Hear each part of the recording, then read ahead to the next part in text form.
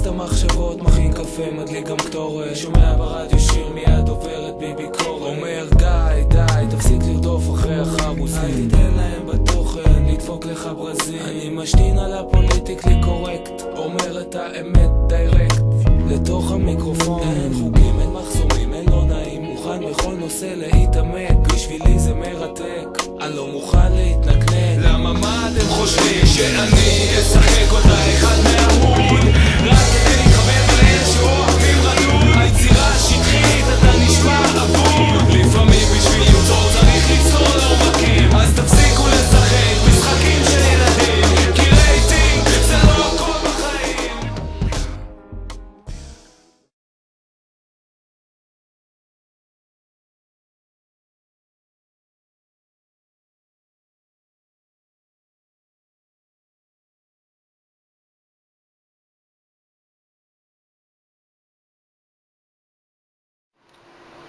Okay, so as you've probably, unless you've been living under a rock, as you know, right now we're at war with Gaza, with not as much Gaza itself, but with Hamas. Hamas is a terrorist group that I think it was a few years ago, was actually able to take control of Gaza, and they basically run the area. At one point, when you go, like, if we go all the way back, because in order to understand anything that's going here in the Middle East, you have to go back far enough to the times of any existing people that exist here now. When you go back to early ancient Israelite history, Gaza was actually a part of ancient Israel. At one point, there were wars in order to bring it into the kingdom of Israel, but eventually there was a kingdom here. As time went on, other nations conquered the area, and you also had a group of Israelites, Bnei Israel, who were able to return to Israel at one point and begin rebuilding the kingdom. Even before that happened, and even after that happened, you had a split off that took place with a group of Israelites who were called Shomronim. Most of you probably know them as the Samaritans. You've probably heard about the Good Samaritan story. They were essentially, the debates kind of going about whether or not they're really considered Israelite, or nowadays people say Jewish. They don't call themselves Jews, they call themselves Israelites, and genetics has shown that they do have a connection. So there was at one point in time where both Jews and Samaritans both lived in Gaza. This is before Islam. This is before there was such a thing really as an Arab people specifically, which Arab people mainly really means people from Arabia, and that's why it's called Arabia, Arabs, Arabia. So basically Gaza at one point was like a Jewish / Samaritan area, for a number of years, until a number of conquering armies came in and basically took over the area. They would control it for a while, and then another army came in and took over. And throughout this time, there were always Jews and Samaritans there. The number fluctuated depending on whether they suffered because of the invasions or not.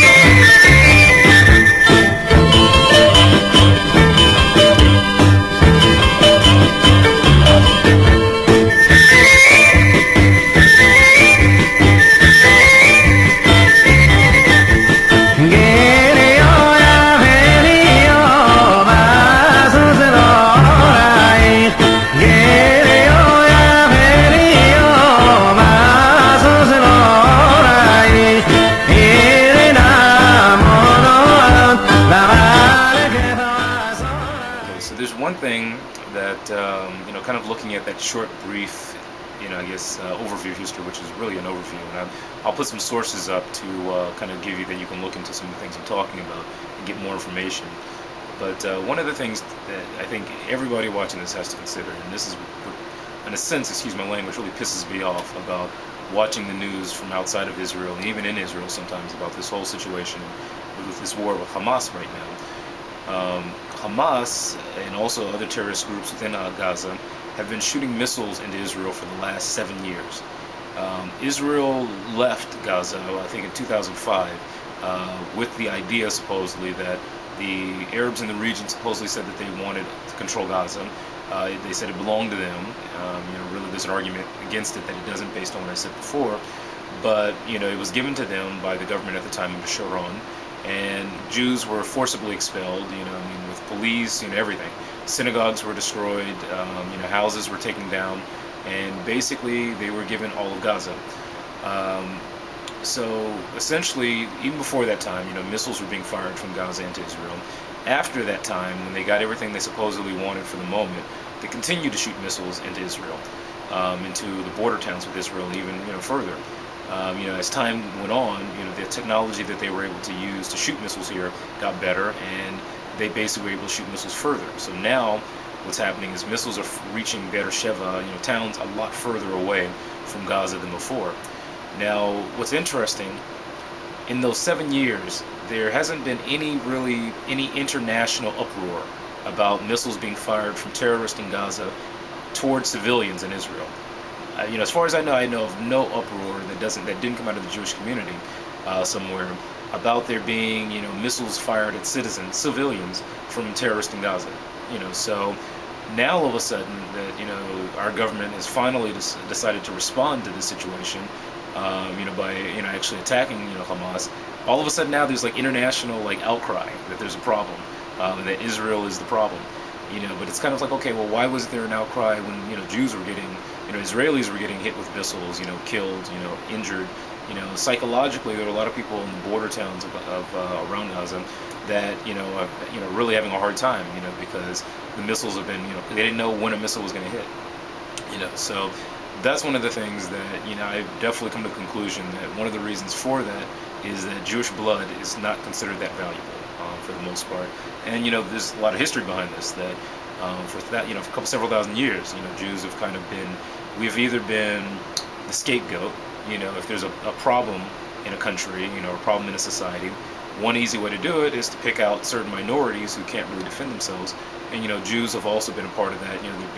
We've been a minority in different countries, where the easy way out is to say our problems is because of the Jews. The whole problem that we have here, for example, in different places, if there was a plague, if there was a drought, if there was a financial crisis, the Jews are the problem. Blame the Jews, kill off enough Jews as possible. Maybe God will give us everything back that we need. So I think that's one of the reasons that right now there's a big outcry towards what's going on from the Israeli side towards Gaza. But when terrorists from Gaza were shooting missiles at us, no big deal. Just a couple of Israelis, a couple of Jews. Doesn't really matter.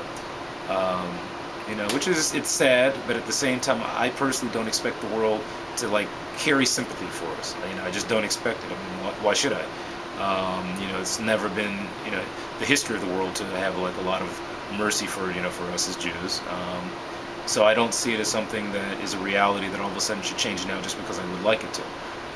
We're not the only ones who suffer. There's other people who suffer. One of the weirdest / most insane things I recently saw, the Sudan recently came out decrying us, for responding to the situation that's happening in Gaza. The Sudan has the nerve to come out, the leaders from there have the nerve to come out and say, we're wrong.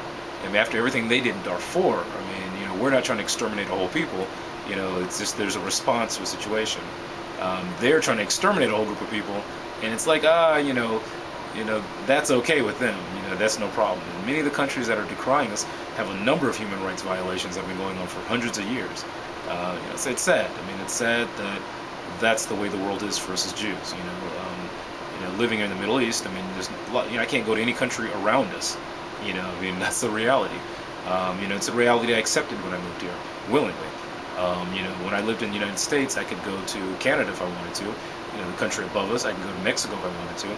There's places in the world I can go to easily, no problem. But here as a Jew, I can't go north. I can't go to Lebanon. I can't go to Jordan. I can't go anywhere. Those areas. I can't go to Egypt. Because it's never been safe for me as a Jew. To be able to go to those places, especially since I'm easily recognizable as a Jew. Because I wear kippah. I don't try to hide that. So that's a reality.